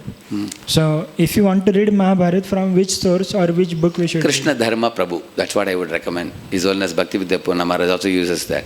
Krishna Dharma Prabhu's Mahabharata is best actually. Yeah. And he is also ISKCON devotee and Prabhupada disciple, and he has written a very standard, very nice Mahabharata, and it is comprehensive. It is good enough for us to understand Mahabharata. Yeah. Prabhuji, you said in one class, Krishna Loka is biggest Loka. Can you share some references from Shastras about that? This is the verse I use. I will show you.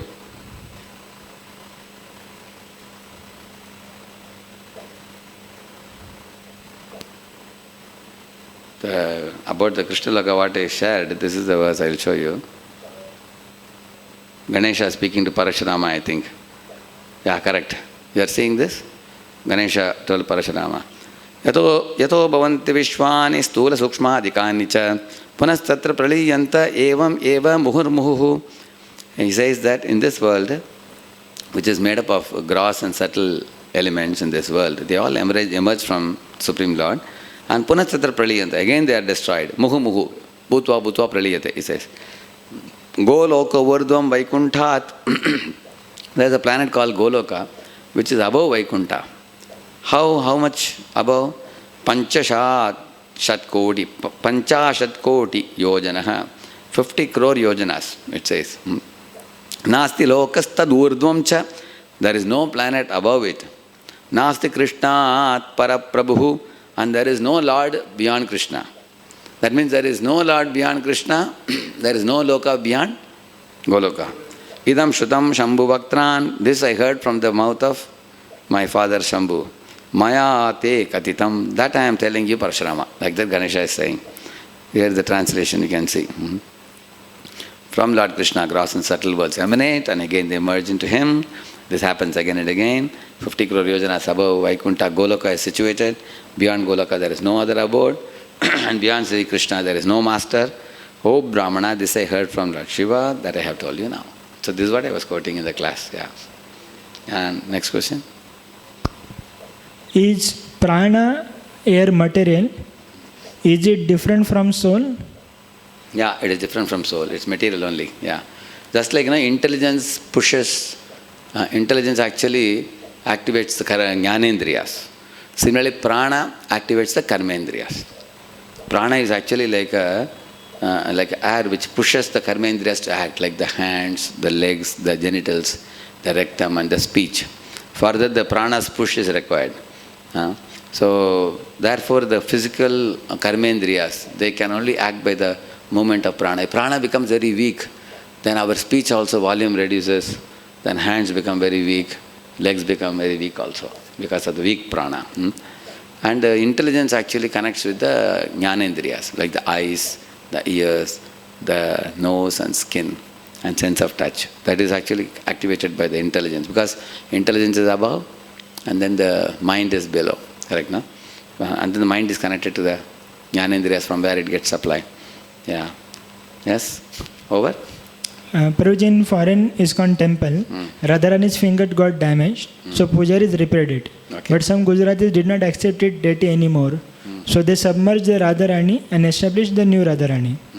But in one of the class you had told that we should not change or move the deities, like some submerging Ganesha and other things. Yeah. But in this case they submerged the Radharani's deity and established the new one. So how to understand it? Actually, one has to go to the Acharya and ask what is the right behavior in such instances. Actually, one should know that the deity form of the Lord may be made of stone or wood or metal or something. And when the Lord sees that the Acharya is calling him, he will manifest himself through it. Like His Holiness Bhanu Maharaj said, the appearance of deities is exactly like the birth of a child in the womb of a mother, he said. Gradually the child manifests, his head manifests, hands manifest, legs manifest, and the life manifests in a child, baby. Similarly, the Lord also gradually manifests himself by the invitation of an Acharya. Therefore, they use all the elements to, keep the deity in different elements also they keep in the previous night and everything. And then they do this prana pratishtha and everything.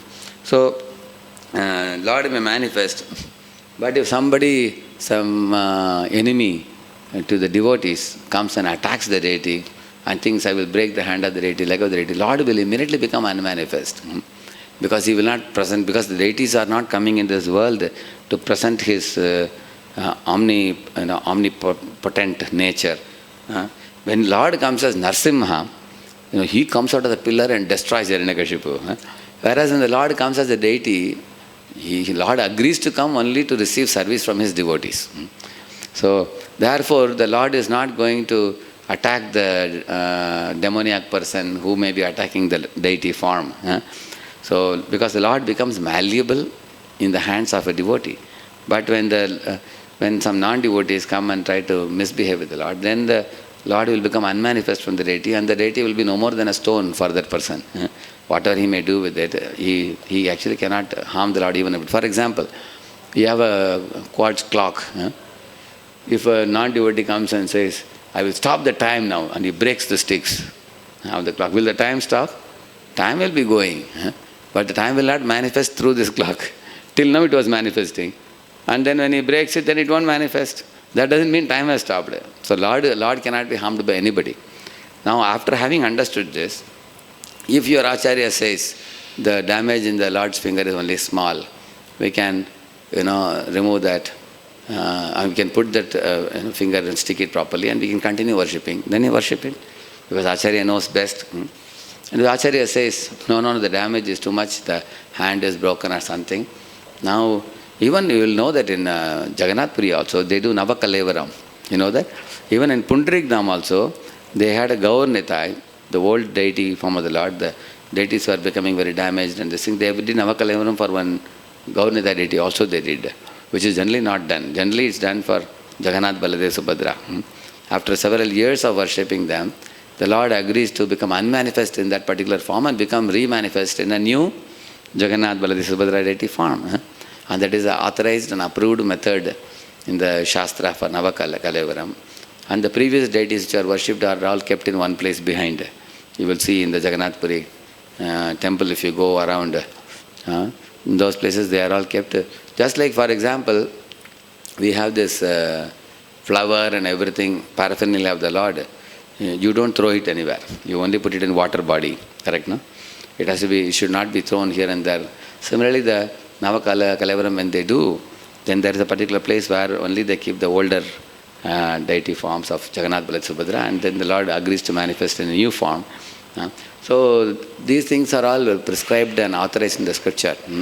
So in case the damage to the deity is more, and the Acharya feels that the Lord has become unmanifest in this, now let us bring the deity, and then he may know how to bring the new deity and the old deity, how it should be returned, because Lord only appeared, now how it should be returned back to him, that he knows. They will do it. People like His Holiness Bhaktivedanta Rampurna Maharaj, they all will know it very well. Over? 3 more. Quick. Prabhuji, in one of the class you beautifully explained how one can be satisfied in 1 acre of land. But I have heard from some other preacher following points. First, most farm communities with so much land fail. Second, it's not a cup of milk of urban born or urban living jivas. And third, for association people stay in city. What is proper understanding or conclusion? Actually, therefore, the devotee who told you this, either there are two possibilities. One is, he tried a farm and he failed, therefore he is speaking this out of frustration. Or he himself is an urban devotee who doesn't want to leave the urban situation and go to farm. These two fellows will only speak like this. So my suggestion to you, you go to Nandagram, which is in Baroda. There are 12 families living there, husband, wife. And they are doing farming and they are living the way that Prabhupada has told the devotees. You go and see. Talk to people who are successful. Why do you talk to people who are failure? Talk to people who have succeeded in farm community. Go and talk to them. And similarly in Hyderabad also there is a farm where devotees are living and they have Gurukula. Those who are successfully doing it, you should go and talk to them. Like Gurukula, is it successful or not? Go and talk to His Holiness Bhaktivedanta Purna Maharaj. How is he successful? Why do you talk to failures? Talk to the successful fellows. In any field, if you want to know knowledge, go and talk to successful people. Yes, next. In one of the class you mentioned about psychometry, that thoughts affect others. But in Kali Yuga, we hear that thoughts don't have any sin or any effect. How to understand seemingly contradiction? I think there is a misunderstanding, Who said thoughts have no effect?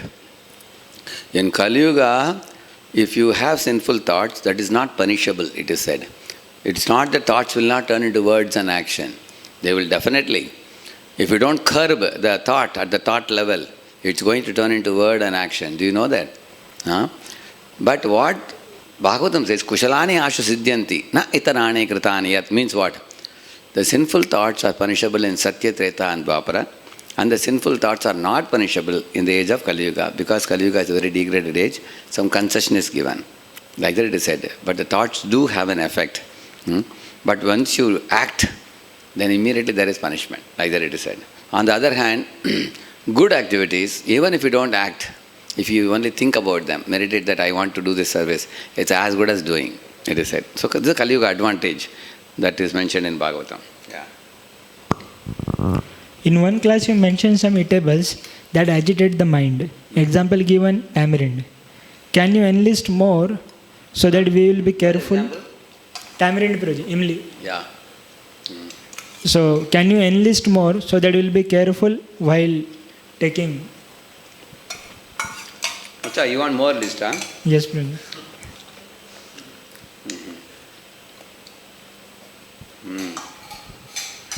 Okay.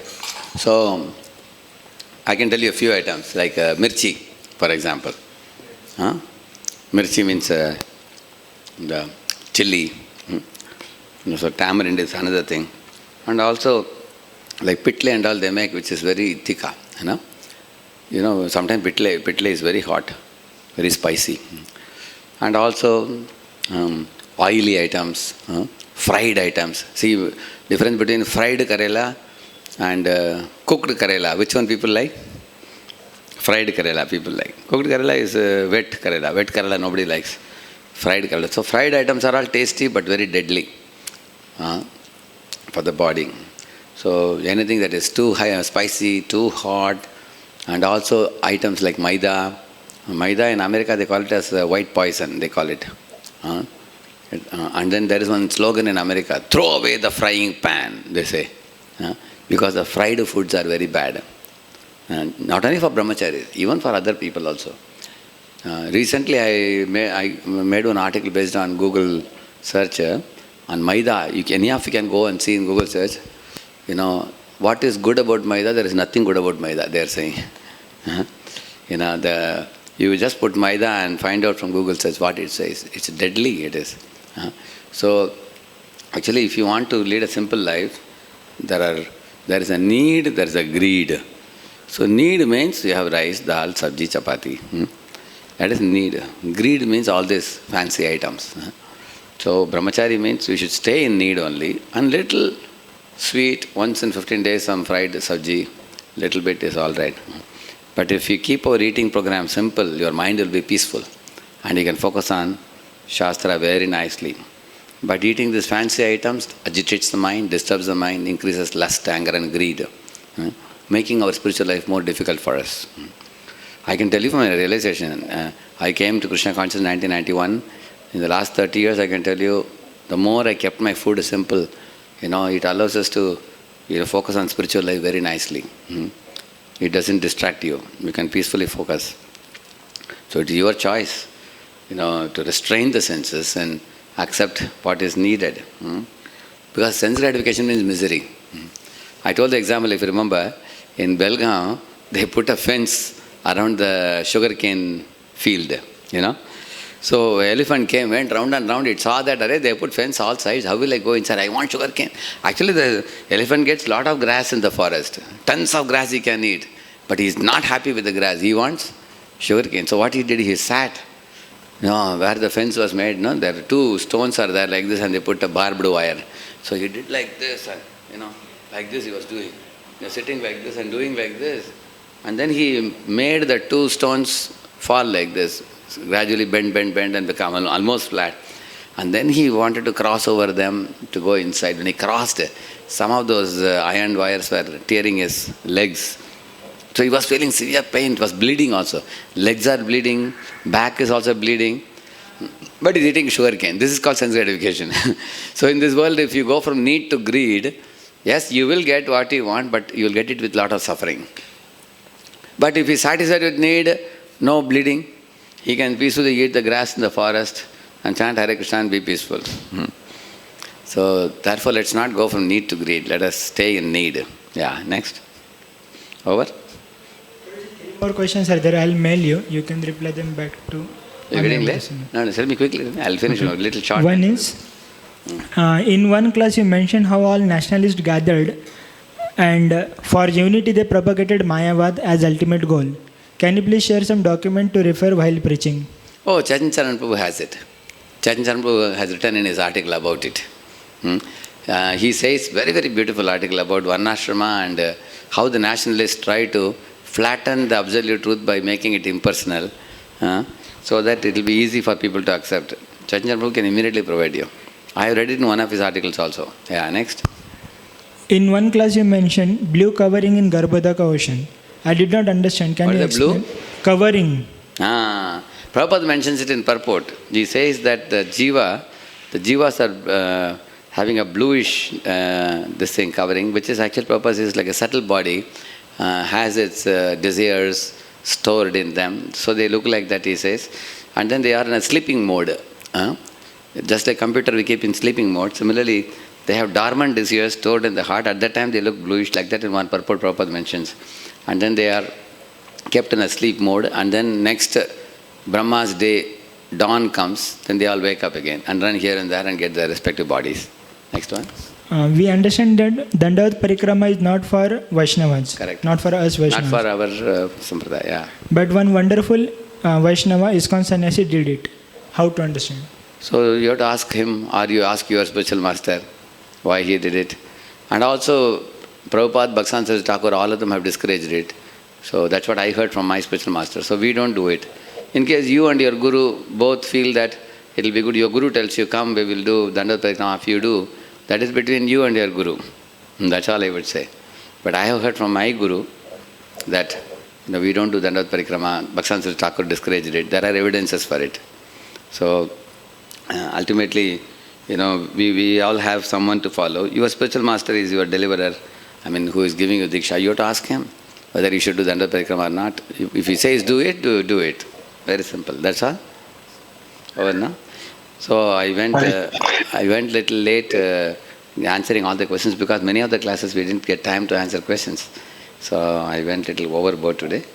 But thank you all for successfully completing the Ishopanishad course, all the 18 shlokas.